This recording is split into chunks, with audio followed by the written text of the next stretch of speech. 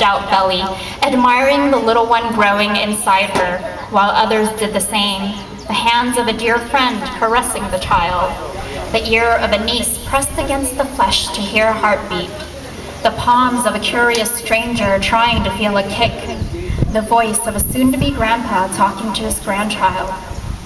But they were never your hands, ears, palms, voice, because you, a 35-year-old, are in Iraq, fighting this war, born from the minds of men, not from the womb of a woman, while you may never see the birth of your son from the womb of your woman. And she is beautiful. They are beautiful. Have you ever seen her swim when she floats on her back with dimples in her grin? Her belly emerges like an island out of water, resting buoyantly under the Hawaiian sun, while your son's bald head may just get a tan. Have you ever seen her dance, hips swaying to the tune she's humming on her own in the living room, drowning out the drone of city traffic outside, while your son has a rocking party inside, doing hip-hop, jazz, or tap? Have you ever seen her practice yoga, the stretch of her limbs? She backbends into a bridge, arched like a piece of art, and she is inverted, and your son is right side up for the very first time, at least for a while. Have you ever seen her smile when she reads, her lips parting to make out every word for him to learn before he falls asleep? Have you ever seen her eat? And man, your son can eat. Have you ever seen her weep when she thinks no one's looking, bearing 10 pounds baby and 20 pounds grief? Her tears from missing you every night translates to her fears of postpartum.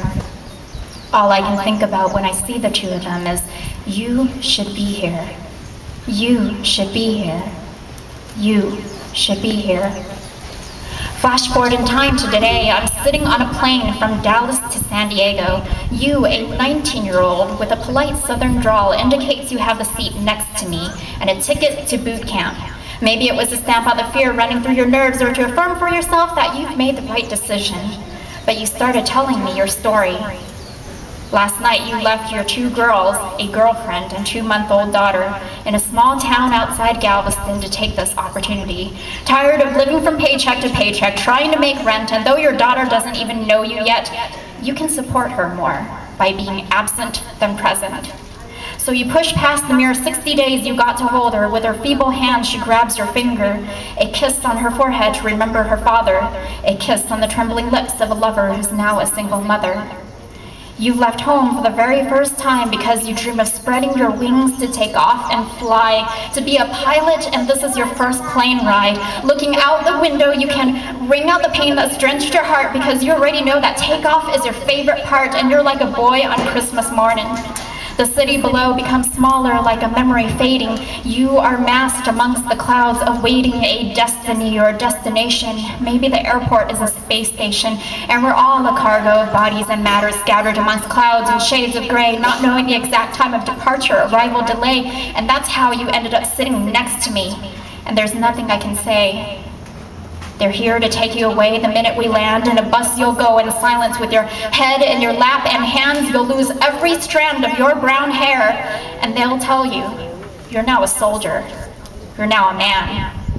And I wish there was more I could do. I want to write poems for you and your loved ones. I want to replace your guns with books. I want to give up every window seat I'll ever get in this lifetime just so you can look out and get excited. I want to ignite a protest at Congress, demanding that they stop bribing boys with a college education when some will never come back. Stop asking them to risk their lives when the army wives are forgotten in the aftermath. Stop targeting the colored and the poor when none of the privileged are on the front line. Stop claiming they're saving women and children abroad when they're forced to leave their own behind. And while I think of my roommate and her son left behind, and your girlfriend and daughter left behind, I realize that this moment here was how it all began. My roommate's fiance was once 19 and sent to boot camp. At 35, you'll still be doing the same thing, kissing away your wife and children as you board that plane. I'm looking at the same face, and behind those eyes, you are scared too. Forgive me if I don't ask for your name, because it's now too painful to know you. Instead, beneath the clouds, I point out to you my hometown of San Diego.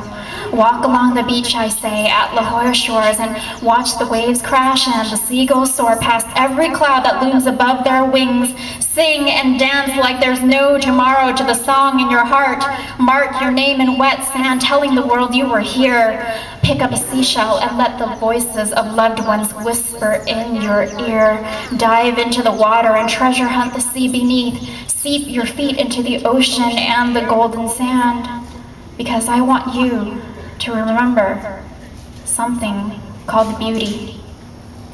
And so we sit, we smile, we breathe, we land. Thank you.